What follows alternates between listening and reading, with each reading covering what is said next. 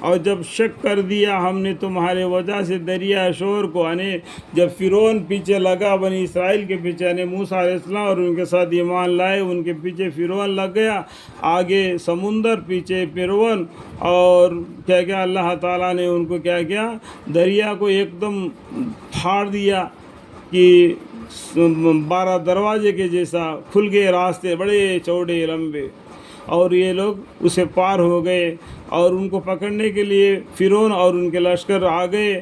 جب یہ سب اندر آ گئے تو تمام پانی سمٹ گیا، دریا جیسا کا تھا ویسا ہو گیا، سبھی آدمی اس کے اندر مر کر رہ گئے۔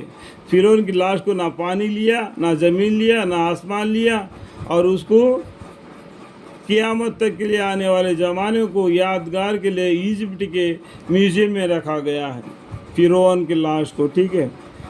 اور جب اب آپ کے پاس ٹچ فون ہوگا، اس میں پوچھو گوگل کو، تو فرعون کی لاش کے بارے میں آپ کو اس کا علم دیا جائے گا، ٹھیک ہے۔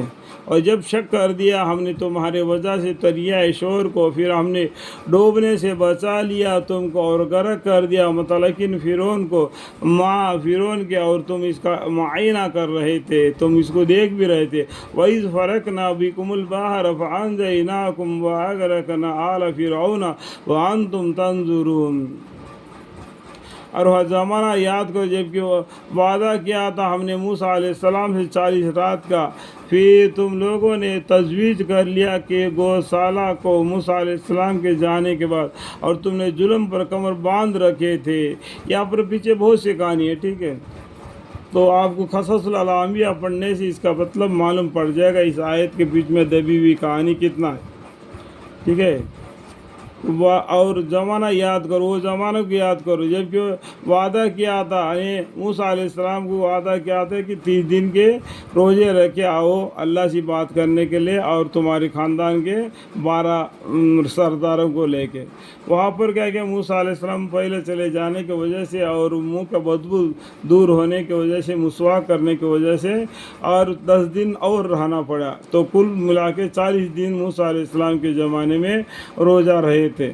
تو پھر اللہ کو دیکھنے کے لیے گئے، تو موسیٰ علیہ السلام نے اللہ کو دیکھنے کا درخواست کی، تو کتنا سمجھانے کے باوجود بھی نہیں مانا، تو اللہ نے کیا کیا، اپنا نور پہاڑ پر ڈال دیا، تو پہاڑ کے اوپر ریزہ ہو گیا، موسیٰ علیہ السلام بے ہوش ہو گئے، اور باقی 12 خاندان کے جو سردار لوگ ہیں تو سب مر گئے۔ تو پھر ہوش میں آ گئے موسیٰ علیہ السلام، تو اللہ سے گڑ گڑا کے رونے لگے کہ میرا گناہ کو خطاؤں کو معاف فرما دو مالک، اور یہ 12 خاندان کے جو لوگ مر گئے تھے ان کو زندہ کر دو۔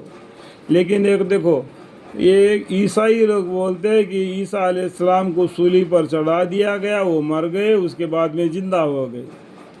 یہ بالکل صحیح بات نہیں، بالکل قطع گناہ غلط ہے۔ قرآن کہتا ہے کہ وہ کبھی نہیں مرے، اور اللہ تعالیٰ نے ان کو آسمان کی طرف اٹھا لیا۔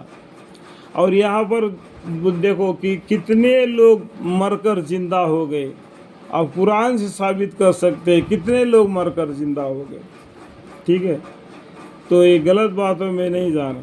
عیسیٰ علیہ السلام نے ماں کے پیٹ سے، ماں کے گود میں رہ کر بات چیت کیے۔ عیسیٰ علیہ السلام ایک ہی نہیں، اور بھی 2 بچے بات کیے ماں کے گود میں، ٹھیک ہے۔ اس بات کو آپ کو کتابوں کو پڑھنا پڑے گا، علم کو حاصل کرنا پڑے گا، ٹھیک ہے۔ اور وہ زمانہ یاد کرو جب کہ وعدہ کیا تھا ہمیں موسیٰ علیہ السلام سے 40 رات کا، پھر تم لوگوں نے تجویز کر لیا گوشالہ کو موسیٰ علیہ السلام کے جانے کے۔ گوشالہ کیا ہوتا ہے؟ گائے کا، ان کا زیورات کو آگ میں جلا کر ایک بچڑے کا شکل بنا دیا، اور اس کا زبان میں کیا کیا، یہ سامری نے کیا کیا، مٹی ڈال دیا۔ اس کا پیچھے بھی بہت کام ہے، یہ سامری مٹی کہاں سے لا گیا اس کا کہانی ہے کچھ، ٹھیک ہے۔